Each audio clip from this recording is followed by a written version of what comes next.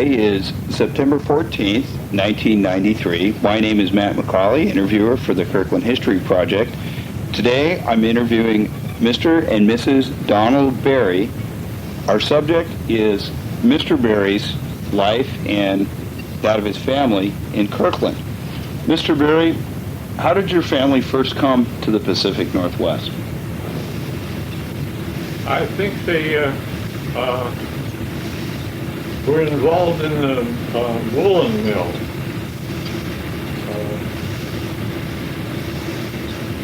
That was, the woolen mill was, I know Grandpa Barrie worked in the woolen mills. He was superintendent of He was superintendent of the woolen mill. And I think that it was involved in the woolen mill. And then your father worked there too. Yeah, Dad was in the woolen mill, and then he did carpenter work too.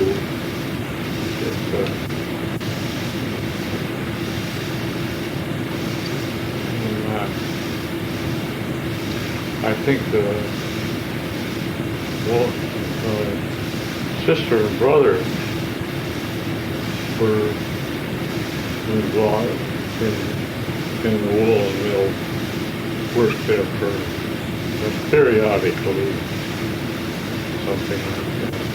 Was Mr. Barrie, was your grandfather's name James P. Yeah. Barrie? Yeah.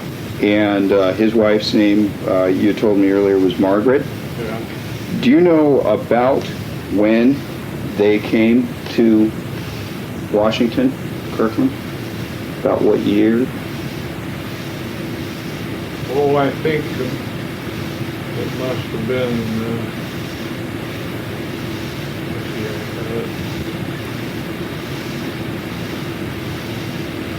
see, just a minute, let me think about that.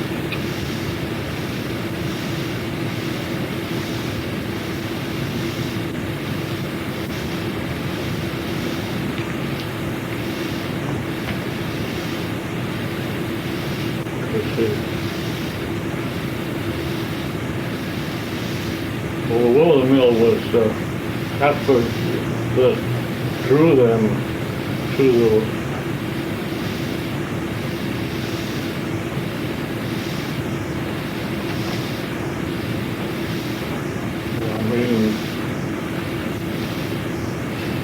March 27th, Lucy Barrie will celebrate her 80th.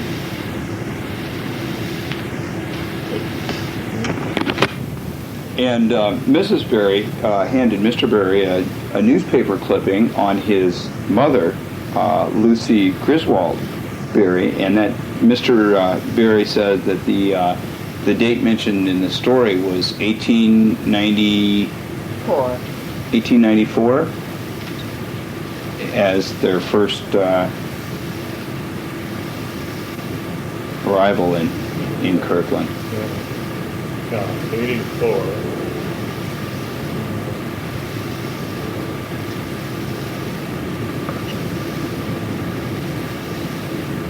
I think Mother worked at a orphanage school. She worked for the Coppins Waterworks, was the first place, I believe, in Seattle that she was boarded out at. He was boarded out at the Coppins Waterworks. Okay, now we're talking about your mother, Lucy Griswold Barrie. Yeah. And you had told me last time that her father was Isaac Griswold, a Civil War veteran who had been a lieutenant in the 3rd Colored Cavalry. And her mother had been a Quaker woman who had died in childbirth in California in 1876. That's right. So, and you had, Mrs. Barrie had had told me that she had been orphaned and had been lent out to families to do work in exchange for board. That's right. Yeah. She worked at the Coppins Water Works and saw Seattle burn in 1889. That's the date that she watched that from Coppins Water Works. But, Did she ever talk about that? About seeing the city burn? yeah, she said she could freely roam around. Nobody bothered her. I think she was about 12 or 13 years old, but she could freely walk around in the downtown and It just was fancy for free to go where she wanted. Nobody actually bossed her around.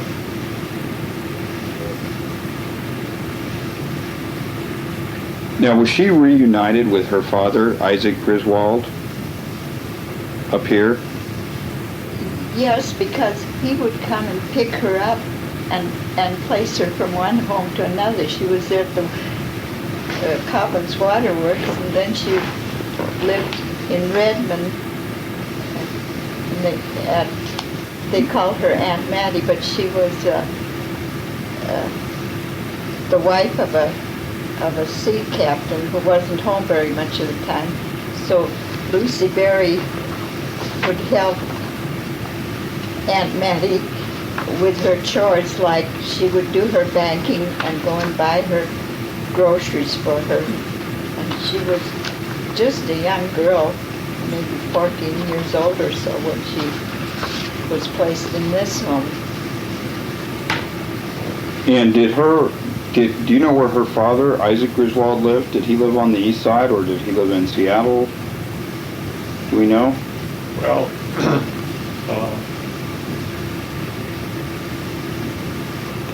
well, he lived on the east side there as he got older, and stayed with his relatives. At Avondale, wasn't it? Yeah.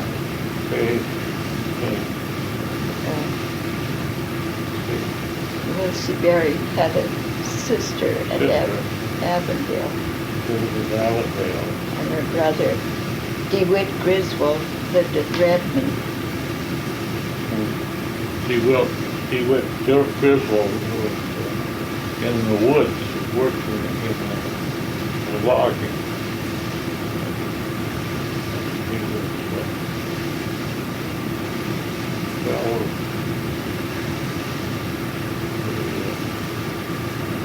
that's what he did.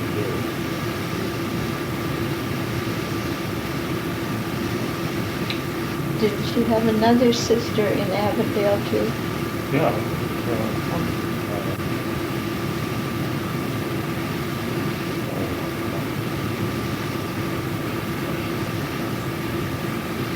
I can't think of her name either, so.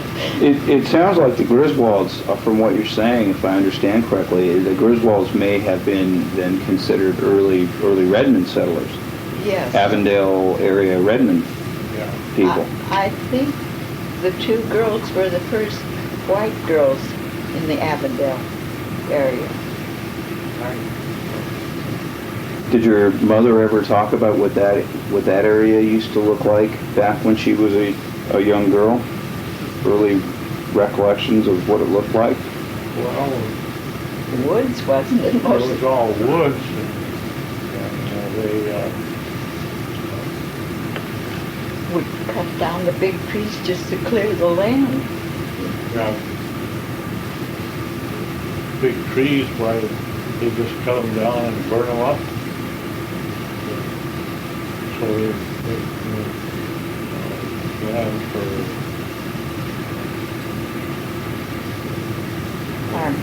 farming. I know that Dad always said that we were trying to they can burn those big trees. Because they just set fire to them and let them burn by themselves. Guns and stuff like that. They always had a fire going somewhere to bring the stuff up so that they could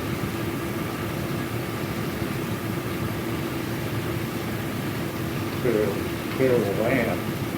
As children, we can both remember that there were times in the summertime we couldn't see the sun at all because it was just smoky from burning the woods down around here. Even in my time, I remember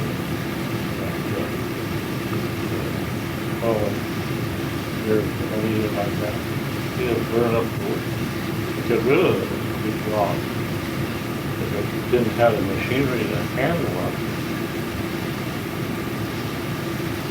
Later on, they got the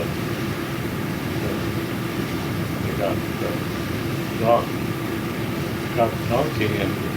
Those what are called donkey engines, steam engines, and those as well. They cost a lot of money.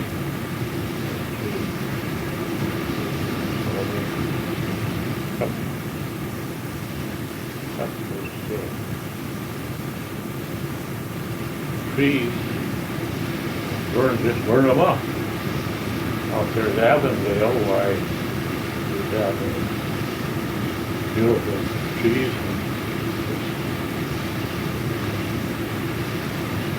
burning. Well, I can remember when the smoke from the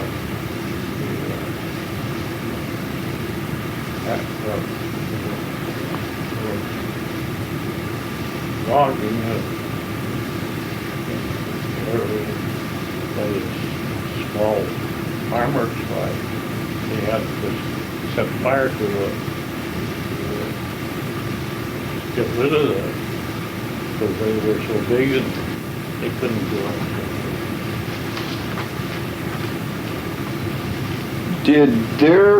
Was there any mention of Indians around over there in those days? Did your mom ever say anything about Indians, seeing them? Well, I think that I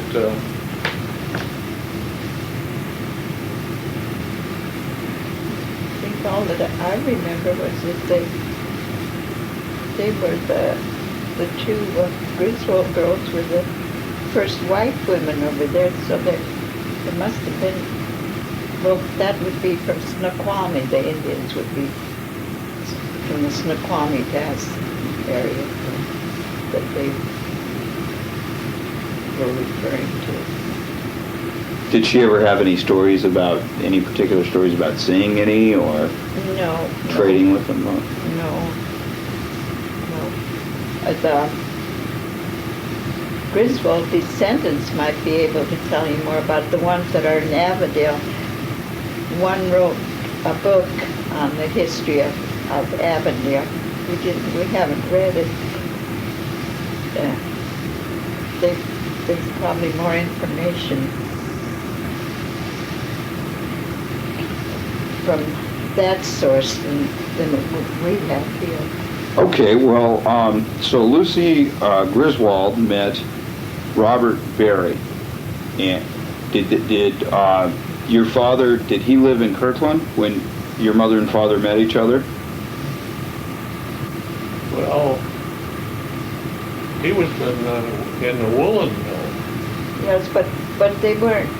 That's before she married him. Because she was in Redmond then. Well, yeah, she was in Redmond before. And they said they met at the Baptist church. They weren't really religious people, but I think it was the only place for social gatherings was at church. Social gatherings. I can remember them saying that. church. Now, this would have been about what year that your mom and dad met? Between 1896 and 1900? Yeah, how about that? That ballpark? Well, some of those articles said she came as a bride in. Let me look up one of these Okay. articles. So we pretty much established that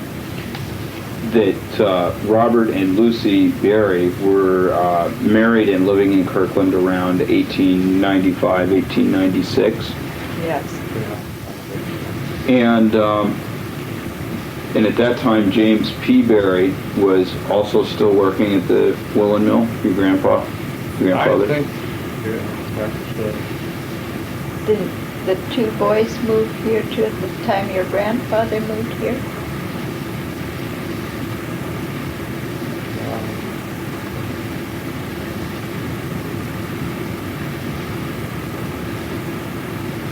I want to say William Barrie. Is that right? James Barrie was your. James Barrie was. Oh, you're thinking of the two boys. Robert Barrie and William Barrie was Robert Barrie's brother. The two sons of James P. Barrie was William Barrie and Robert Barrie. And did they come with your father, with their father to Kirkland?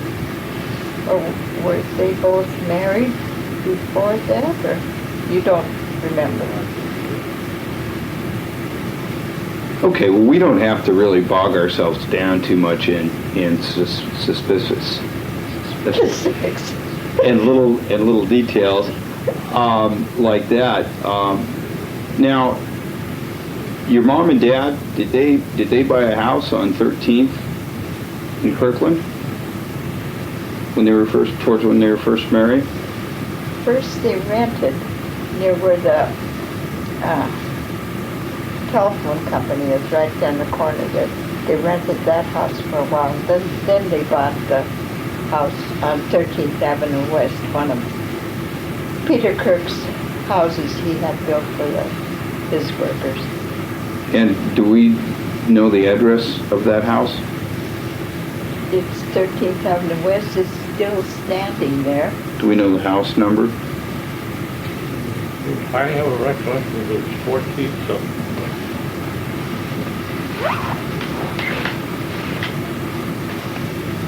So it's a house,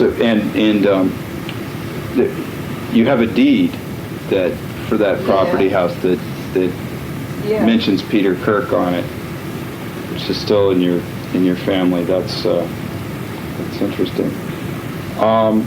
Okay, so what year were you born, Mr. Barrie?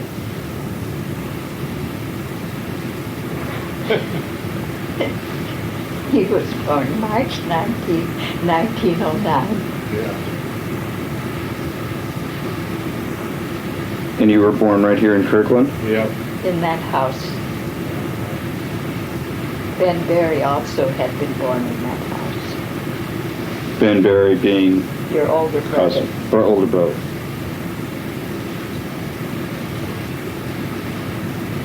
And what are some of your early childhood recollections of being around Kirkland? What Kirkland looked like and anything along those lines? Well, the woolen mill was is what kept Kirkland going for quite a while. I think the woolen mill was burned up, but It was sold, and when it was sold, it was Arnold Marx's brother was the superintendent. You remember, in my tape, I was talking about the Marx family, and I believe that's the reason the Marx family moved to Kirkland, because the older brother had studied to be a superintendent of the woolen mills. So the woolen mills was sold to another outfit, and And the oldest Marks boy was superintendent, and then after that it burnt. Was it called the Matson Woolen Mill? You think so? I think so. And that was a big employer here in the area. Oh, yeah. I was, And this is when you were a little boy? yeah. When you were a little boy, do you remember there much going on with the shipyards over in Houghton? Well, not so, I got big enough to work in the shipyard. After you graduated from high school, you worked there. When you were a young boy, do you remember the lake lowering in 1917? 16. Yeah, I remember the lowering of the lake. Did the water seem to go out very fast? Did it take a few weeks or months for the lake level to drop 9 feet? No, I recollection that it wasn't, didn't take too long so that,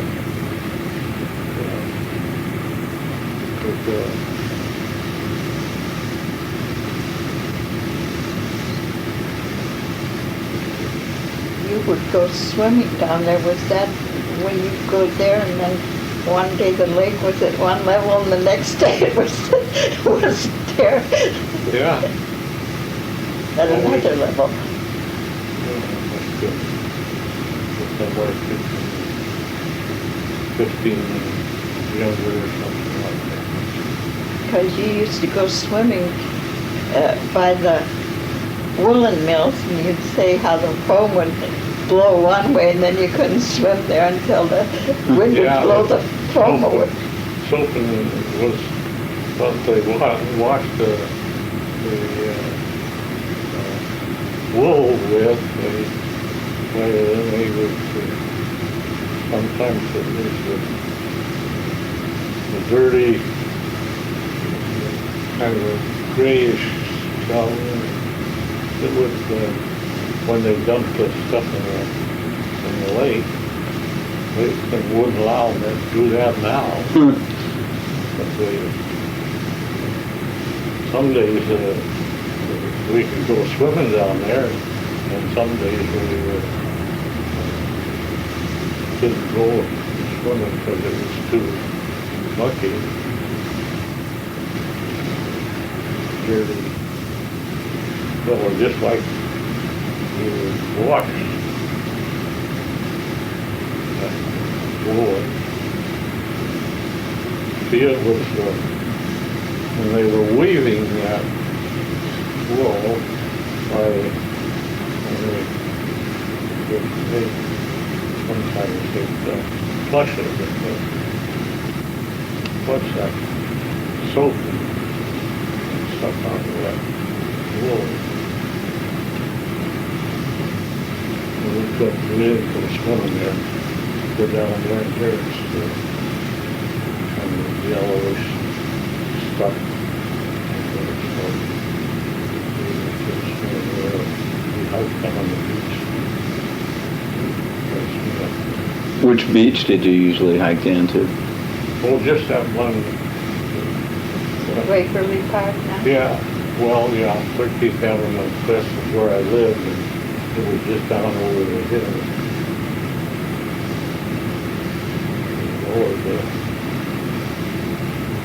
Lowered the lake after they lowered the lake.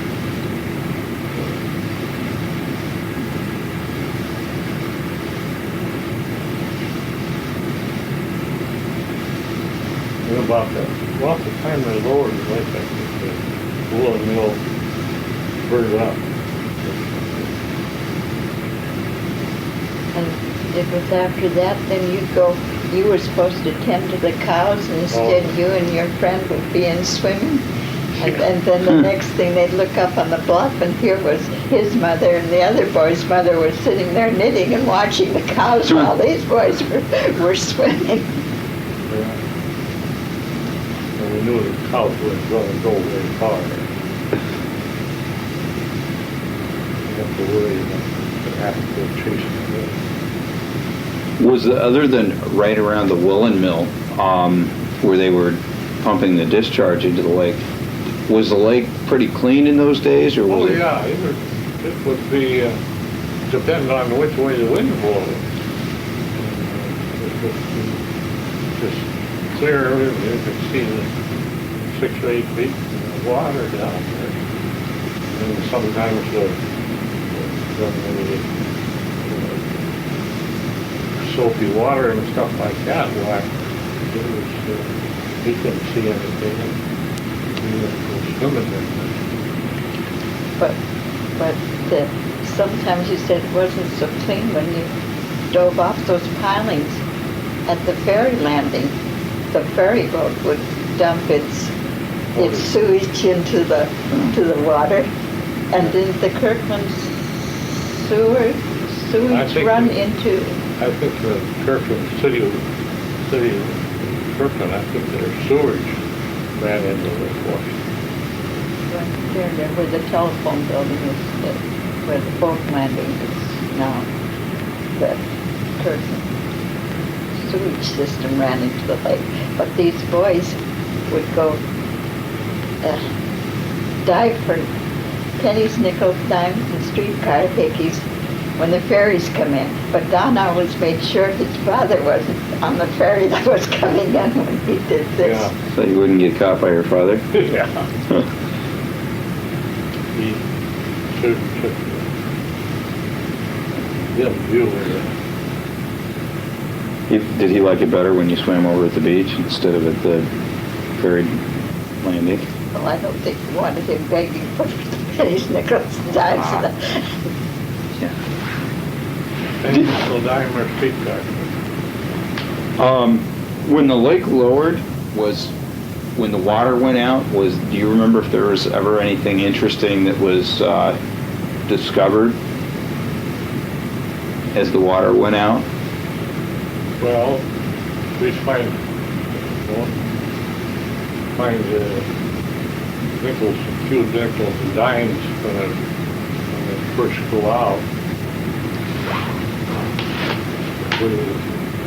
So people were throwing in the money while it trickled down the ferries out there.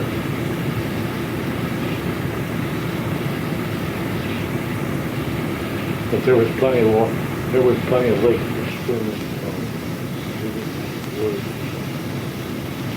Were there any old steamboat wrecks or anything that were exposed when the lake lowered? After the shipyards ran, see, they had the shipyards there. After they lowered the lake, there was a little bit of stuff.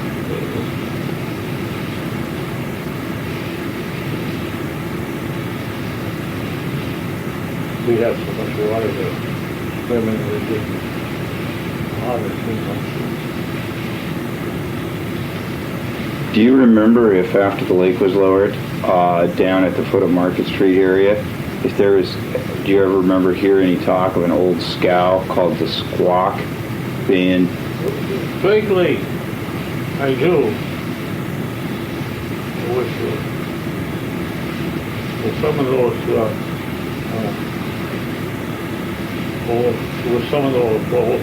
few of those old scows that were, when they kept using them to put the lumber on and tow them, had towboats and haulers and scows, and they put, of course you saw it, there was I think there was a sawmill about halfway down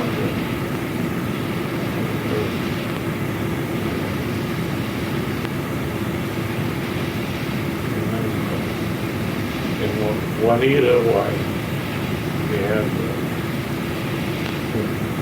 sawmill. I remember, I was later on, but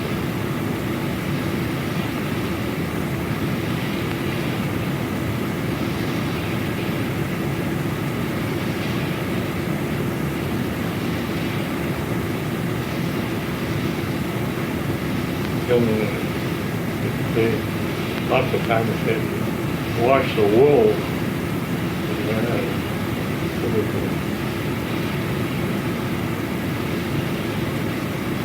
Muddy, white, kind of thing.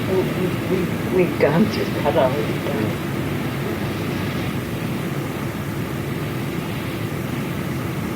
Your dad went to work on a ferry, you were saying, because you didn't want him to be coming home on the you get out of there when you were diving for money. So he was working in Seattle? Yeah, he was working on Seattle. Boeing. When they built the old wooden airplanes. He and his son Ben worked on those planes. And this is in the 20s, obviously, the early 20s, late teens, maybe. And early 30s too, because you'd go down and meet him with the car. Yeah, we have. He was still working at Boeing in the beginning of the 30s too. We had a 1915 Model T. That's one of those. Grabbed the end of it, twisted its tail. You had to. It got pretty clever after a while. You had to be careful. Those things would kick like ridiculous.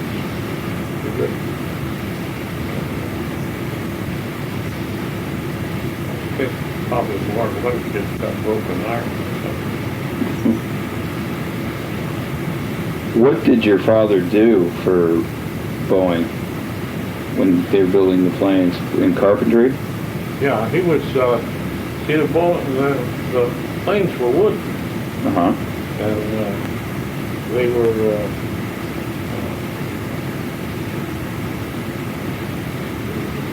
they had, they made, it was laminated. It was,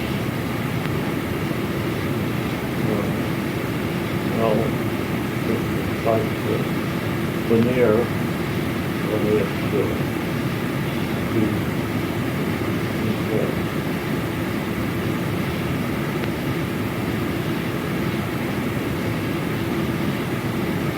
that veneer was, or sometimes when you just real thin. What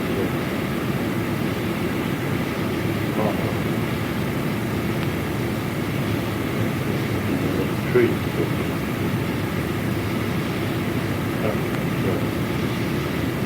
Spruce? No, birch was Spruce? the birch was,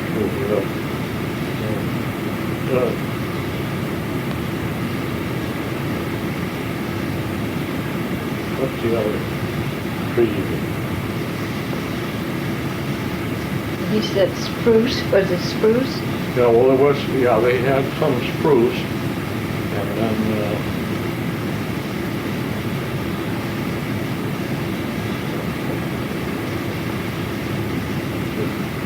Not alder. Oh, that's okay. But it sounds like he did woodworking in the manufacture of the planes. And when it came time for you to go to school, where did you first attend elementary school? Central. Central. Do you remember who some of your classmates were? There's Lottie Williams. She's still alive. Lottie's still alive. something. And McLaughlin came in the third grade.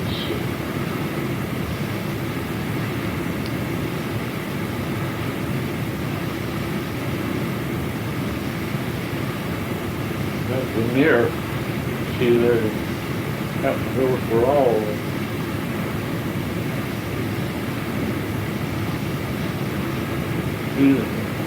Veneer was what the planes were made out of. Right. And real thin veneer, maybe could be just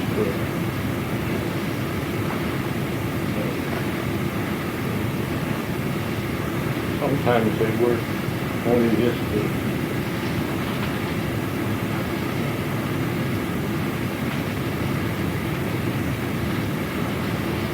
guys are all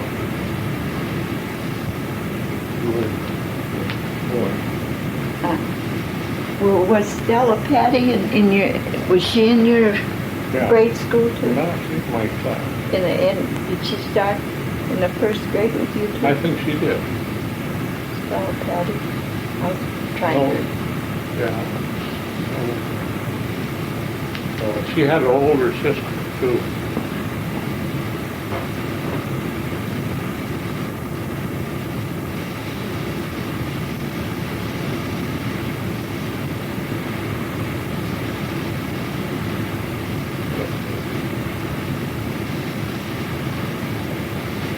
And then we bought a 1915 Ford. I had to, see, we lived up on the hill there. So I had to go down and meet Dad on, he would walk down in the morning, 5:30 or something like that. And I'd go down there. I see where Bernice Berkey was entered from Central too. Did she start in the first grade with you? Yeah. Bernice Berkey? Oh, heavy set.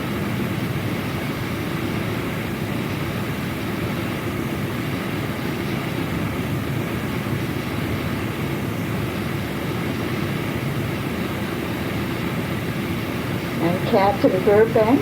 Yep, She started in the first grade? Or I think she did.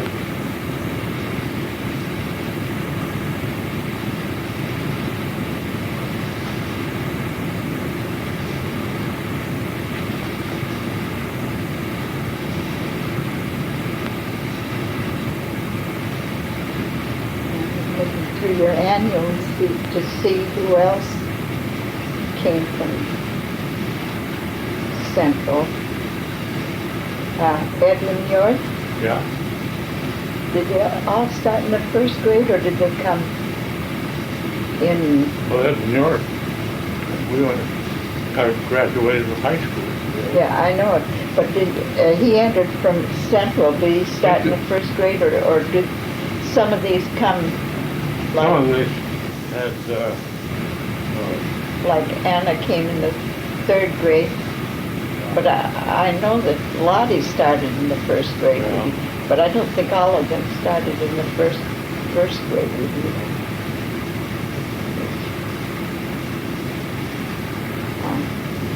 Grace Howland, yeah.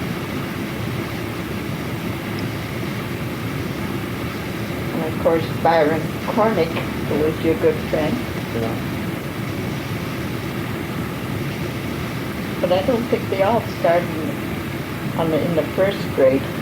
But so you had eight grades to go through, and they came at various times, I think, to Central, didn't they?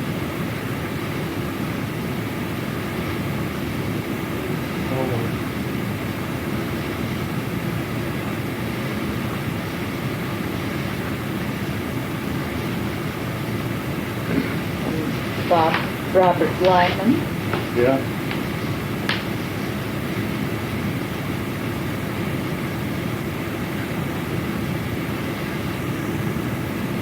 There's quite a few here in your annual that came from Central. Sylvia Monty. Yeah. She was quiet. Yeah. We mentioned Stella Patty. She could have started in the first grade because the Patties were the Al Plummer. No, Al Plummer was he must have been, he wasn't, he He started in the first grade then.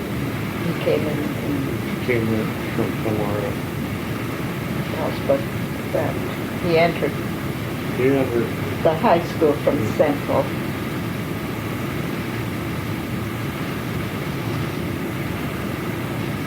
Evelyn Schaefer. yeah, Charles Sherbrooke. yeah.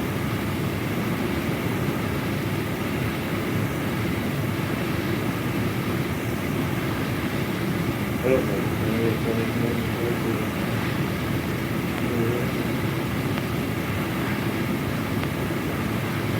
And Lucille Wooden. Yeah. He was a little tiny girl. Was that any relation to the Woodens, the Woodenville Woodens, or the Woodens that had the logging? I don't know for sure, but they could, I don't know. they could have been.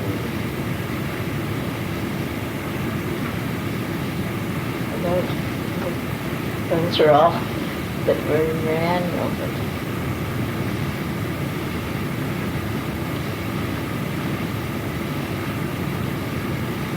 When you were a young boy, did your father umpire baseball games Yep. in town? Did you used to go to some of those games sometimes? Whenever Sunday they played. Was baseball pretty popular in Kirkland back in those days? Well, they had teams from, they had to have someplace, a team, you know, and these other colleges put this, I don't know how this, we had the town team, and then they would, play, I don't know. I can't think of it. Warning or Buffalo or something like that, or No, Reagan. no, they,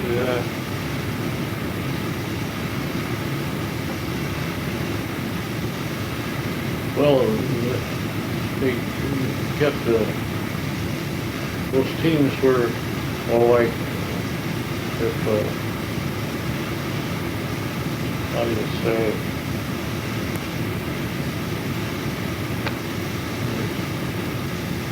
One to,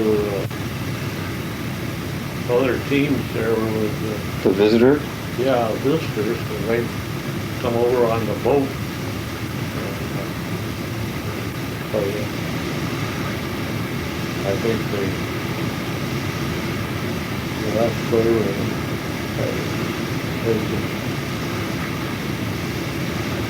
well, it took quite a bit of equipment for the baseball team. They had all that all around. Catcher's mitt.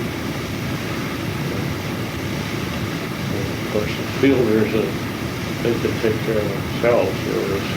There's mitts for small.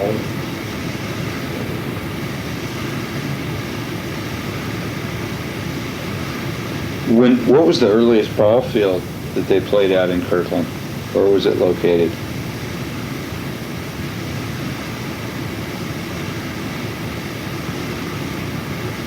In that article about your mother in the papers, it said it was there where our Kirkland High School was.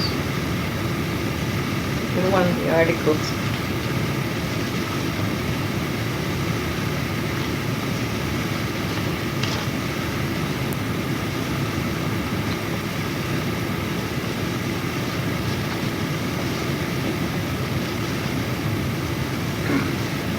Well, they played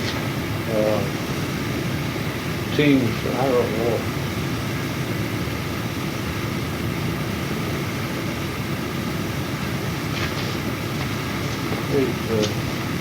have, that might be Italian. The Italian would come over and play there and play Kirkland. You know, all bring it all, take their bring their mitts and Tetris mitts and all that. In this article, December 2nd, 1954, from the Journal, Lucy Barrie told them that the games which took place on a field located where the present junior high school stands. So the Waverly and Market location. Yeah, because they couldn't carry like all the mitts and stuff to see. They could come over on the boat. Did they play local teams also? Did Juanita and Bothell and Hollywood have teams too that you remember? I imagine they did. Juanita Wildcats or? Or was it mostly by boat that they came? Because I read in that article by Hugo Dickerman that they came from Renton on a boat to play Kirkland. Could be. Or was it mostly by boat? Because it wasn't too easy to travel between these towns in those days. Yeah, that, like Italian,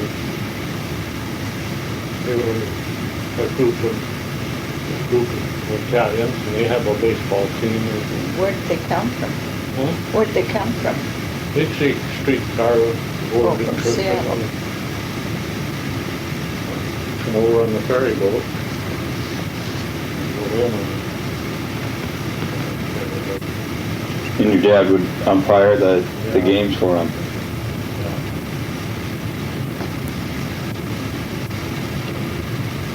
So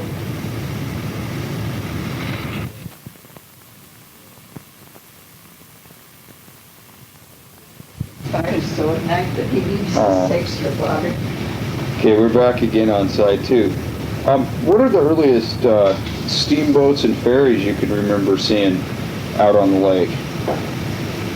Well, there was quite a few boats. Well, they run clear into Juanita, you know, and there was a little bit of freight hauled on the boats. Urania was one of the boats. Yeah, Urania was.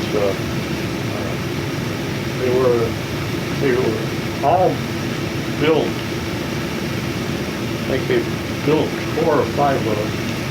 You know, boats, all the same design and everything like that. And they were steamboats. They had the boiler.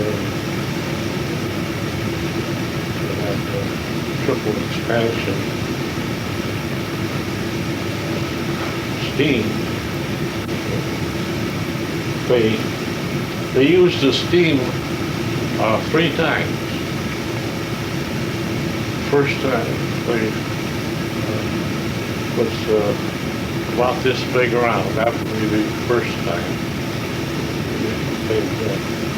The steam would go and push the boat down and go up like that. And then it would steam expands. So the next time the boats would the cylinder would be maybe that big around. Larger than the first one. Larger than the first one. And then they get them so, gosh, they were 3 feet in diameter. Triple expansion. And so the the pressure on of the steam would, every time it pushed the thing, it expanded. So they could, they have what they call triple expansion. They get the steam and use it 3 times. And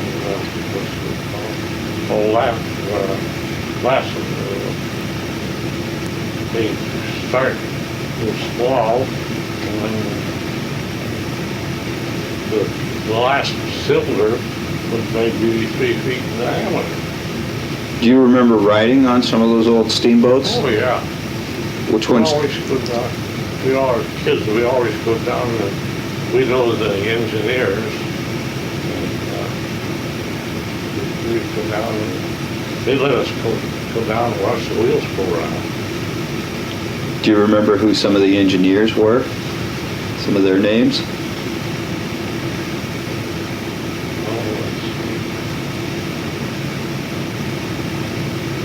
Brooks. I think Brooks were.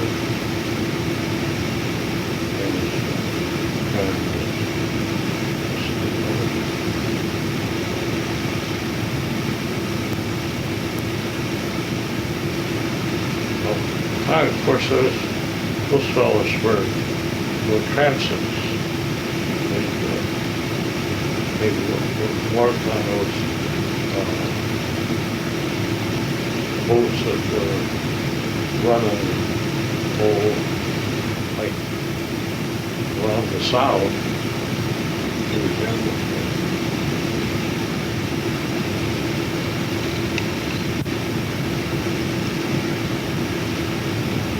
A fellow named Brooks was head the engineer for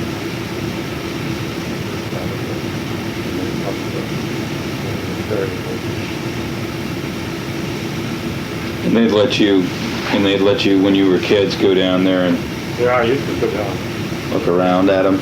Yeah, we could go down and stand down there and watch the wheels go around. And so were some of the boats like the Urania? They were excursion boats that had been built.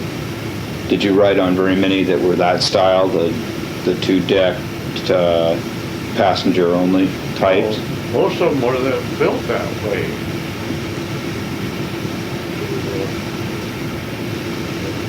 Unless they were hauling some kind of piece of equipment or something like that. They could get it inside the boat, and maybe they'd take it over to Juanita or something like that.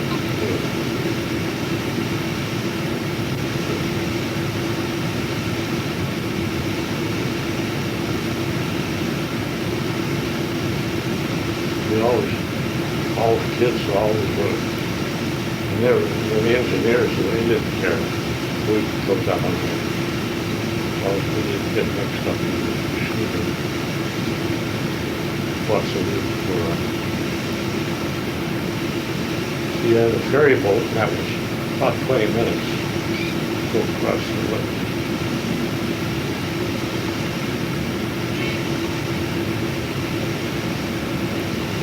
And do you remember some of the boats that you rode on, the names of some of the boats that you rode on? Well, Urania and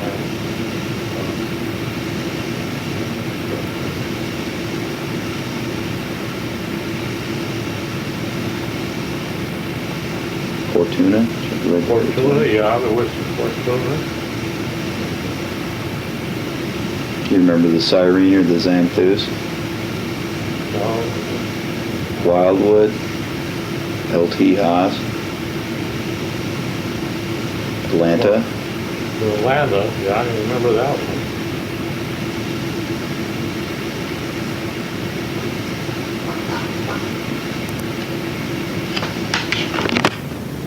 Okay, and we're resuming now, and Mr. Barrie was recounting some of his memories of the steamboats out on the lake.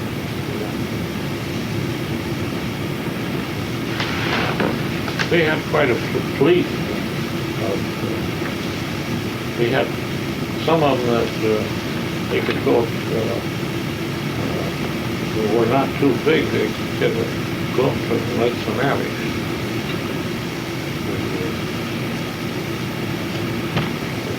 Kind of kept the water high or something. Some of those boats weren't too big, but Do you remember some of those boats? Was one of those the Acme or the May Blossom or the, no, not so. any of those names ring a bell? The Lallet Fortuna.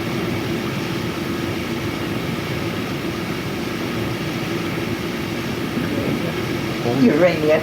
Yeah, Uranium. Ariel?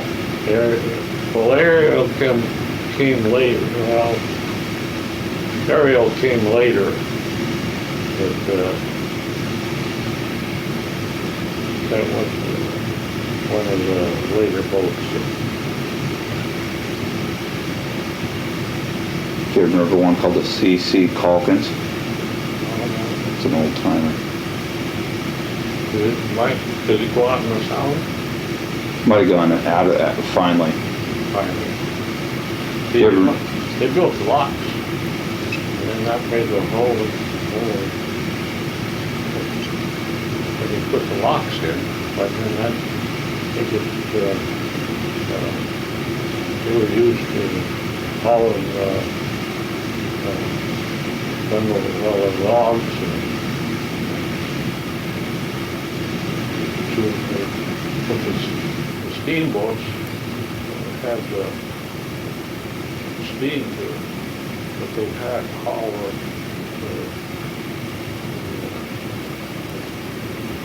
timbers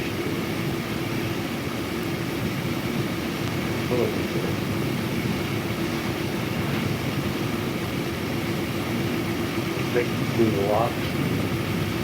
You know, there were several mills down there below the lock, and then saw them up the lumber.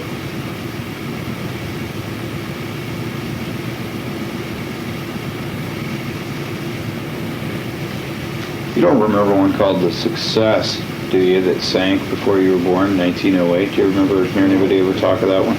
No, I didn't think of that. That it asked sunk off Madison Park. Okay, so then you started high school and you went to the Union A Yeah. High School there, and you graduated in 1928. Yeah. And then what did you do after you graduated high school?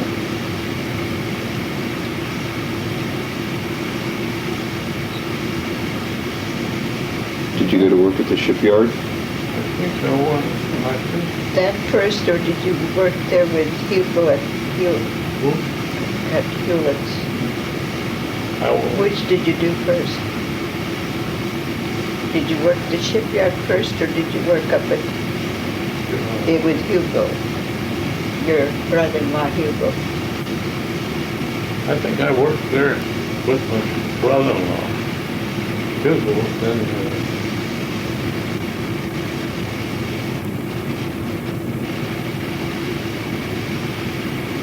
And then at the shipyard. yeah, shipyards was the last place. Until you got married. then you really had to look for work. Huh? Yeah.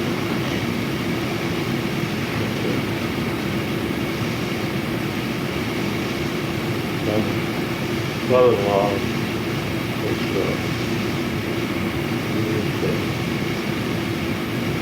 first he had the instruments for like speedometers, stuff like that. I was in there. The speedometers all had the cable that run down and around. This is at Hewlett and Packard. Yeah.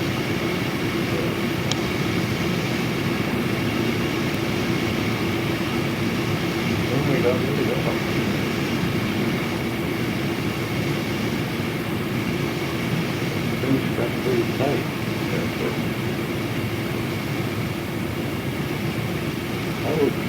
I worked there a year or two. That was the height of the Depression was, Yeah, right? height of the Depression. 28 in the early 30s. It was tough. And then you worked at the shipyards after you worked with people? Well, I worked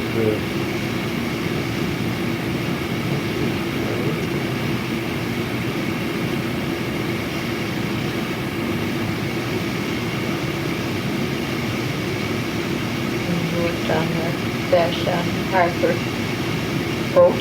yeah, right on the Harper Barrie.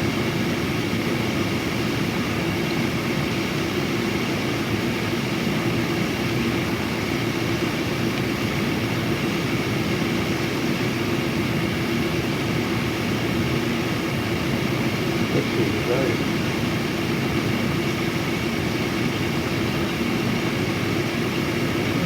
Then when we got married, you worked for the port agency there in the parts department for a while too.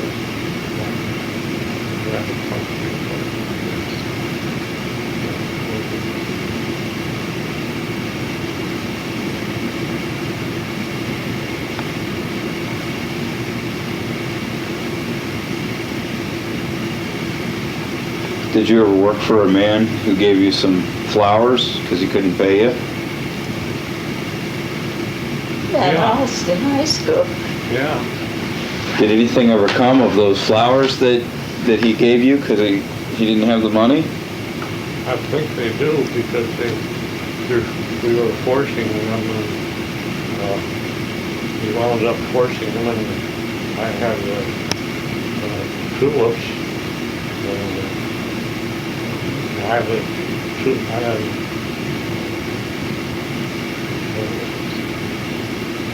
Well, let's start at the beginning. You had a city lot full of tulips, and you got so many. You had a tractor here, and your boxes over there. So we finally had to find some acreage where there was more room for you to keep that lot full of tulips because it kept multiplying and multiplying, and we bought some more, and finally we had 3 or 4 acres of tulips. Well, let's back up just a little bit. Did you get the tulips before or after you married Mrs. Barrie? What year were you and Mrs. Barrie married? 1934. And when did you get the tulips? Were you in the tulip business before you got married or after you got married? Were you still in high school when you worked for Van Alst? Yeah. Oh, yeah. Summer, I dug bulbs just like the Dutchman who it's hard to describe, but we had a what do you call it?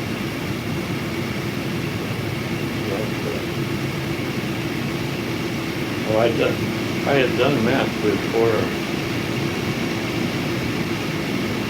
While you were still in high school? Yeah.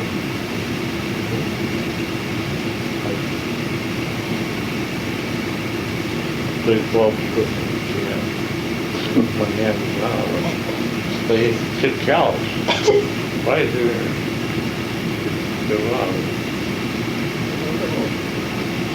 Big little rounded. They were about that big blade. And we used to, We got one out there in the boiler house now. Dutchman. So as we got into the bulb business, I had to give up the little hand trowels.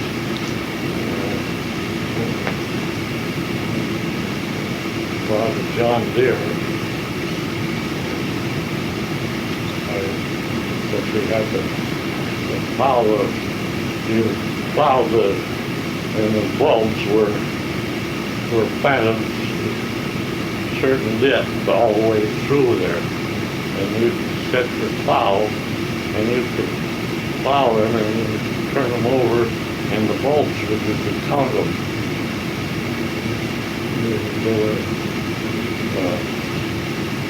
You just pick them up, you know, and put them in a Dutch pit. That's when you're digging them up. Yeah, we're digging them.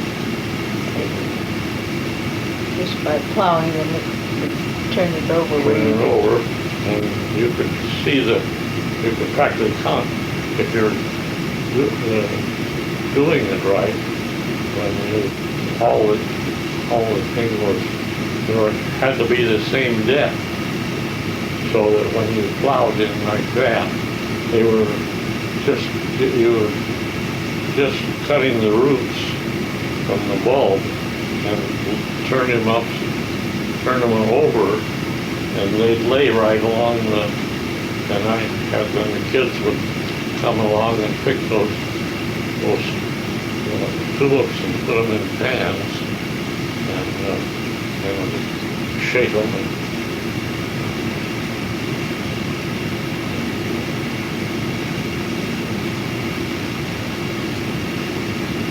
getting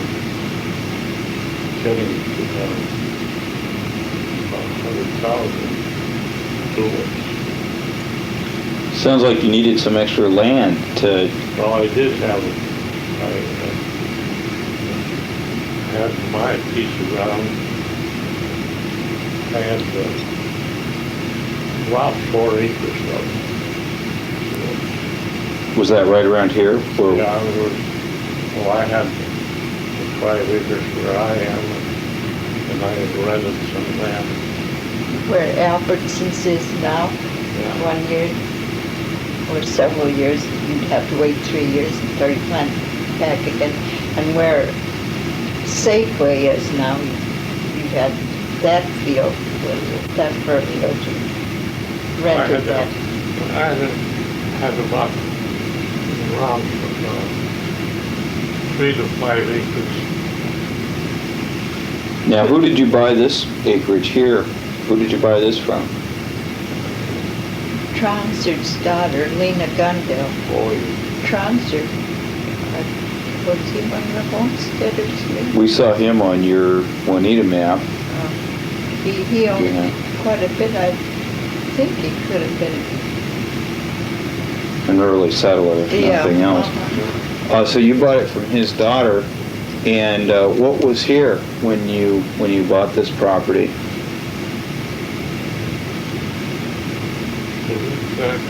Most of these buildings, but you wouldn't recognize them now. They were dilapidated, and the corner of the house was set on an old rotten stump over here, and the water would run off the back porch if you scrubbed the floor. It wasn't level. Don remodeled the thing, put a basement under it, put a new foundation to it, and he remodeled for 20 or 30 years, and finally said he'd had enough of that. So this house, or at least the beginning of this house, was already here when you bought the property? Yes, it was built in 1917. I see. And then some of these sheds and things? Yeah. The barn was next to the house, and Don had it moved over by the chicken house so he'd have extra space for him to dry his bulbs and to keep and store his bulbs until he planted them back again in the fall. He'd dig them in July. I had over 100, well, they were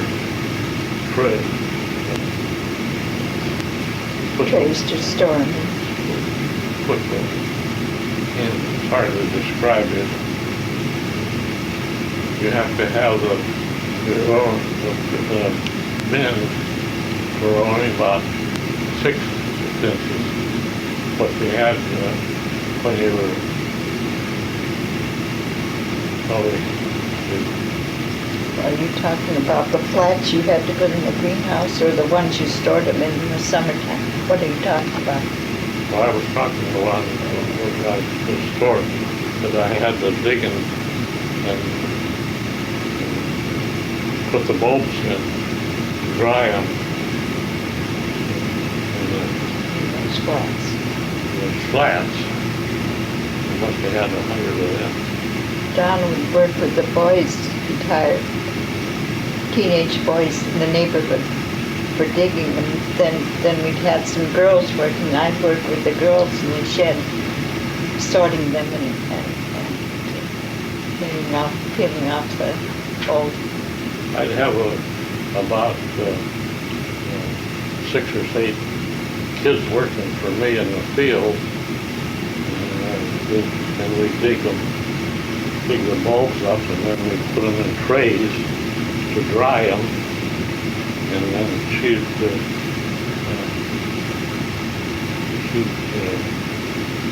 after they got dried, why they had to separate, so we get the different size bulbs. But they had to be mature bulbs, the tulips, the force them. And then all the ones that were forcing size, like that big around the tulips, I'd plant them out and put 48 volts into a flat. And it's just hard to fix them. And then we'd put about 4 inches of sand on top of them and some hay on top of the, and then when they were mature, then I would dip those flats, turn them and all the dirt would come off of them, and then I'd take them in the greenhouse and keep them at 50 degrees, and they'd mature to nice tulips about that high. Still. About a month? Is that how long? Yeah, first ones would take about a month to mature. Others came faster. Yeah, and as the time progresses, why they'd come and bloom faster. We all had to always want to put in 100,000 tulips. Who taught you how to do all of this? The Dutchman. He worked for Van Leer too, and Vanderstorm. Didn't you learn from them? Yeah. About the greenhouse? Well, they started one thing led to another, and then I started forcing tulips, forcing the flowers for the winter. But they taught you how, didn't they? Yeah. Especially Vanderstorm, I think he helped you. I was forcing close to 100,000.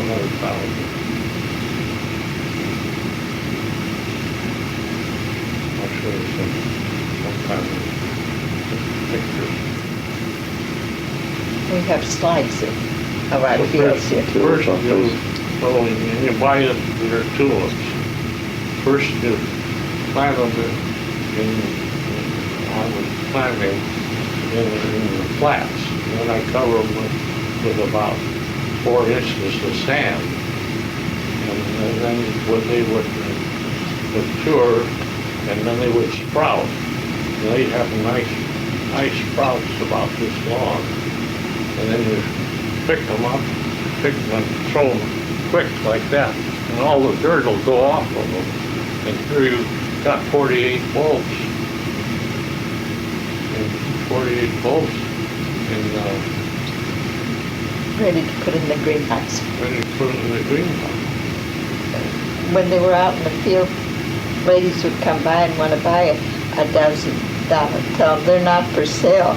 And they'd really get mad at They them. get mad. But they didn't understand that if he cut them in the field, why, they wouldn't force very well. They wouldn't come in evenly, and he wanted them, the flap to come through at the same time so he could put a new flap in instead. Oh, So I had about 1,000 flaps. Who said that? so when did you stop doing the tulip business and the flower business?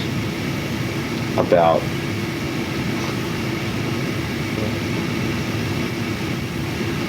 Well, it was either do that or do something else, because I had to have the land to, and you can only, your tulips, you could only bring one on every 3 years, a piece of land. So you had to have land to put your bulbs in, and then when they flopped and when matured, Land was running out, and then after the war, the flowers were being flown in that had been grown out in the field that didn't cost so much to produce like it did in the greenhouse, and the market wasn't that good after the airplane business started bringing in flowers from South America, Mexico, wherever they came from.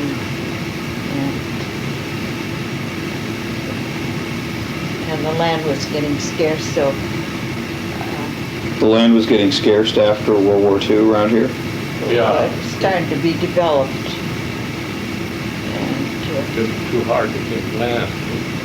I didn't want to go up to Mount Vernon and up that way, because I had everything set up to force the tulips. we had thought of going to Happy Valley before we moved here. There was a spot there. But, It took about 5 acres. It was rotating about 5 acres of it. So things were starting to be built after World War II in this area? Well, not here. yes, yes. Not right next door neighbor, this came. But in the Juanita area where you were, I don't know when they started Safeway and Albertsons, but they were the two big places he used to grow them in. But then he had a few years left before he was old enough to retire. So Okay, so this was about what time? This was in the 1950s now, or so? Yeah. And when did you have your boys? one was born in 1936 and one was born in 1940. So you were doing the flower business when you had your sons. Yeah. And then at some point after that, you made a career change or daily job change, or however you want to. That was about 15 years or so before he was 65, so I don't know just what years that fell into. But he worked for a bulb company in Seattle there, ran a delivery wagon to different stores. He'd deliver the bulbs from this bulb broker down on Western Avenue. And then 10 years, still had 10 years to go. So he became a custodian in the Lake Washington School District. How did you find yourself how'd you get into the school district job? How'd you find out about that job? Oh.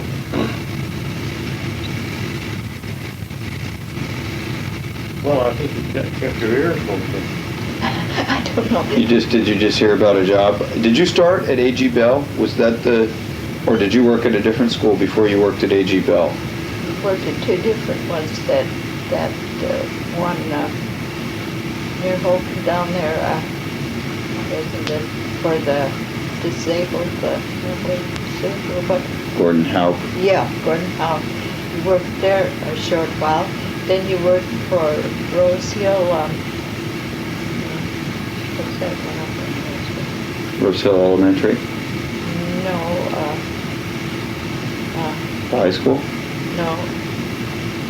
It was the elementary, but it wasn't called Rose Elementary. It was. Oh. Of the Stewart School or something? By the lake? By Lake Forbes? The old one up Yes. there? Yeah, I think so.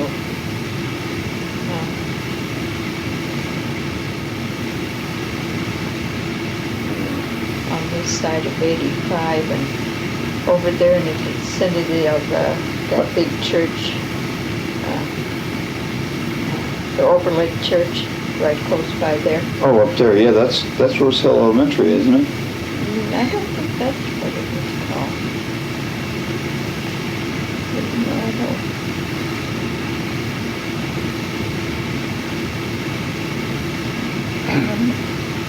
And then, did you work at A.G. Bell when it first opened? Yes, she did. Yeah, I guess so. With Mr. Cox was the principal. Yes. And then he left in 1970. And Mr. McClintock came. Yeah, I worked in the clinic. I was there a couple of years.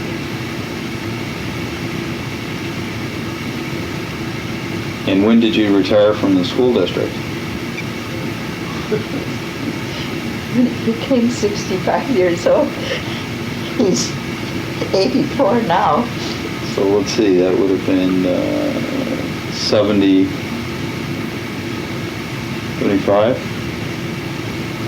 That's close. 1975? Yeah, because I think you were a custodian there up until, or did you leave? I think you might have left when I was in 5th grade. You might not have been there anymore when I was in 6th grade. I was in 6th grade in 1976.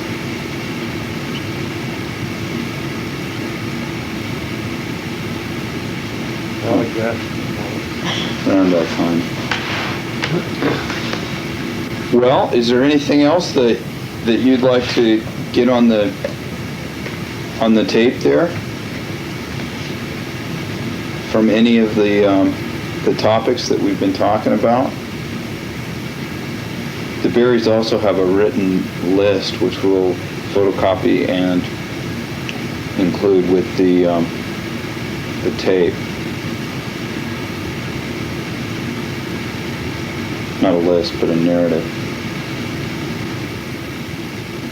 Did you want to talk about the gypsies? Did gypsies camp at Juanita Beach or around you when you were young? They did. Could you tell us about the gypsies? Well, they're stealing black. What did your parents tell you about them?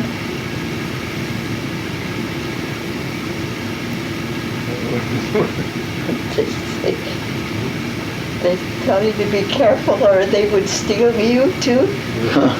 And what happened when they came by and you were out there on that wooden boardwalk?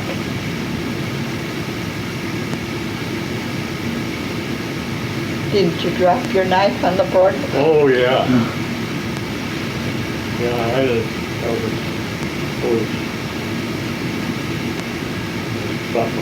dropping the knife and it fell down through the... No, it didn't fall.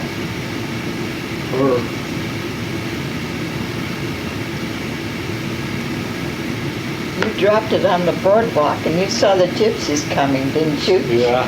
And you're the one that got under the boardwalk when the gypsies came by. Oh, yeah, that was, And what happened to your penknife? they stuck it in the pocket. And that was quite a, it cost you quite a bit in those days, a penknife. It was quite a valuable possession of yours. I remember.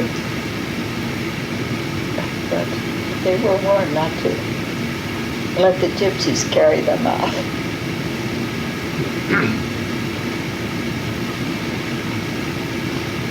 It's hard to recall. But I got I raised the tulips. I didn't cut the flowers off of them. When the flowers matured, and then when the bulbs matured, I put them in the flats, 48 bulbs to a flat, and then I would cover them up with dirt or sand, and put about 4 inches of sand on top of the bulb. I get tired even thinking about it. Then those